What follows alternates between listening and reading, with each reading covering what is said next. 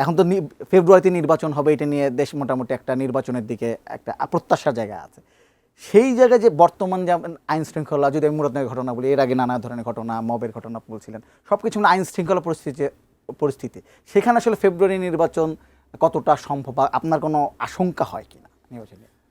কিছু মানুষ নির্বাচন চাইছেন এবং বাংলাদেশের মানুষ নির্বাচন চাইছে, কিন্তু একটা পক্ষ আমার মনে হয় যে নির্বাচনকে পিছিয়ে দেওয়ার লক্ষ্যে নানান ধরনের অবস্থা তৈরি করার চেষ্টা করছেন, এবং সেই অবস্থা তৈরি করার প্রক্রিয়ার মধ্যে এই বিষয়গুলি আছে। আপনি দেখবেন যে প্রতি সপ্তাহে নতুন নতুন বিতর্ক তৈরি হচ্ছে, যেমন দিবস বিতর্ক। একটা দিবস তারা দিলেন এবং অনেকে প্রতিবাদ করলেন, তারপর দিবসটা তারা সরিয়ে নিলেন, কিন্তু কিছুদিন লোকে ব্যস্ত থাকলো দিবস নিয়ে।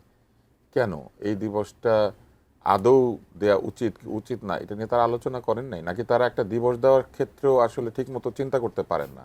যারা একটা দিবস ঘোষণা করার ক্ষেত্রে ঠিকমতো চিন্তা করতে পারেন না, তারা বাংলাদেশের আগামী 50-100 বছরের ভবিষ্যৎ ঠিক করে দিচ্ছেন।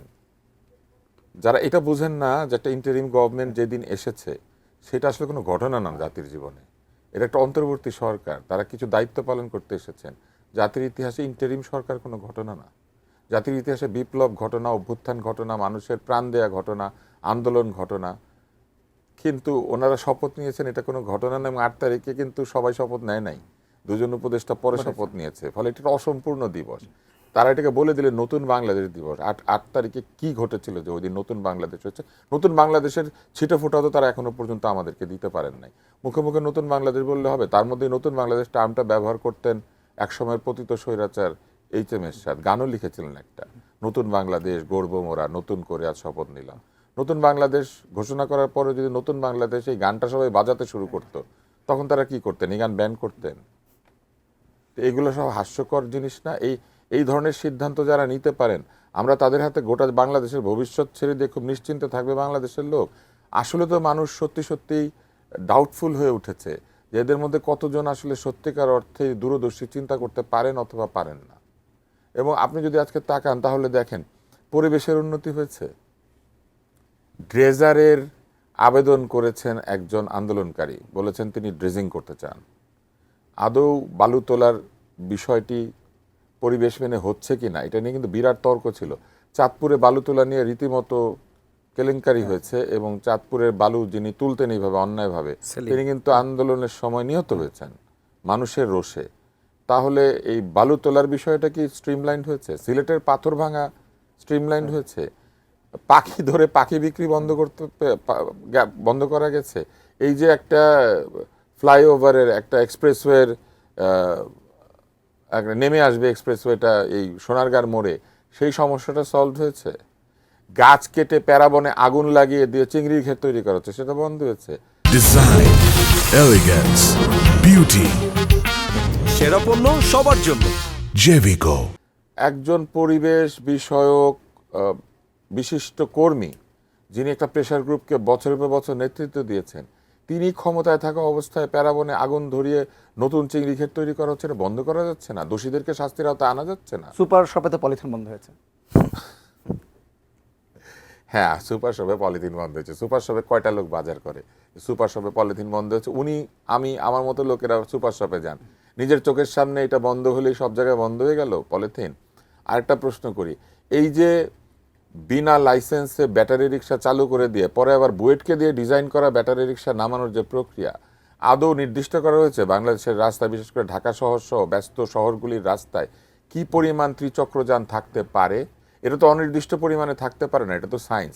বুয়েটকে দিয়ে এই ত্রিচক্রযানটি বানানোর আগে চিন্তা করা উচিত ছিল বুয়েটের যোগাযোগ বিশেষজ্ঞদের দিয়ে যে ঢাকা শহরের যে রাস্তা, সেই রাস্তা কি পরিমাণে এরকম ত্রিচক্রযানকে জায়গা দিতে পারে, সেটা ঠিক করা হয়েছে? শুধু ছেড়ে দিলেই হলো আর বলে দিলেই হলো আমরা দারুণ ডিজাইন করেছি, এটা একটা নতুন ডিজাইন। আর এই ডিজাইন কি নতুন কিছু? এই ডিজাইন করার জন্য বুয়েটকে লাগে? এই ডিজাইন কিন্তু আপনি দেখবেন ফেসবুকে দিয়েছেন, চীনে পাওয়া যায়, চীনে ভর্তি, বিভিন্ন দেশে ভর্তি, ওইখানে এগুলা টেস্টিং করে এগুলা সেফটি মেনে এগুলা তৈরি করা হয়েছে। তো এইগুলা তো অলরেডি ডিজাইনড অবস্থায় আছে। যে জিনিস ডিজাইনড অবস্থা আছে ইন্টারনেটে পাওয়া যায়, এটা নতুন করে প্রকৌশলীদের কাজে লাগানোর দরকার আছে। বুয়েটের এত বড় বড় মেধা, যেসব জিনিস ডিজাইন করা উচিত বাংলাদেশের জন্য সেইগুলো না করে ওনারা রিক্সা ডিজাইন করছেন। আর এই সময় আপনি দেখবেন কে একটা প্লেন বানিয়ে আকাশে উড়িয়েছে, এটা নিয়ে 1 মাস ব্যস্ত ছিল, পুরা ইন্টারনেট এবং পুরা সরকার সহ ব্যস্ত হয়ে গিয়েছিল। গ্রামে বানায় প্লেন আর বুয়েটে বানায় রিক্সা। এইটা আমরা মনে করেছি সংস্কার। বুয়েটকে আসল কাজ দেন, ঢাকা শহরের রাস্তা কি করে উন্নতি করে, ঢাকা শহরের সিগন্যালিং সিস্টেম কি করে উন্নতি করে যানজট নিয়ন্ত্রণ করা যায়, তারপরে এই যে কতগুলি ত্রিচক্রযান থাকতে পারবে এই রাস্তায়, এবং শুধু সেইগুলিকে লাইসেন্সিং করা। এবং শুধু তাই না, এই যে অপচয়, এই অপচয় কিন্তু তারা করতে পারছেন না। অথচ আপনার মনে আছে এই আন্দোলন যখন হলো, মাসখানেক রাস্তার মধ্যে সবাই মিলে ট্রাফিক কন্ট্রোল করলো, মনে হয়েছিল যেন এটা একটা বিরাট সমস্যা, কিন্তু সেই সমস্যার সমাধান এই 11 মাসে তারা করতে পারেন নাই। এখন আবার আরেকটা প্রস্তাব নিয়ে তারা এসেছেন, বিভিন্ন মন্ত্রণালয়ে তরুণদেরকে পার্ট টাইম চাকরি দিবেন। যারা ফুল টাইম চাকরি দিতে পারে না তারা পার্ট টাইম চাকরি দিবে। দেশে বেকার ভরে গিয়েছে এবং বেকারত্ব বেড়েছে, ফুল টাইম চাকরির খবর নাই, তরুণদেরকে পার্ট টাইম চাকরি দেওয়ার খবর তৈরি করা হচ্ছে।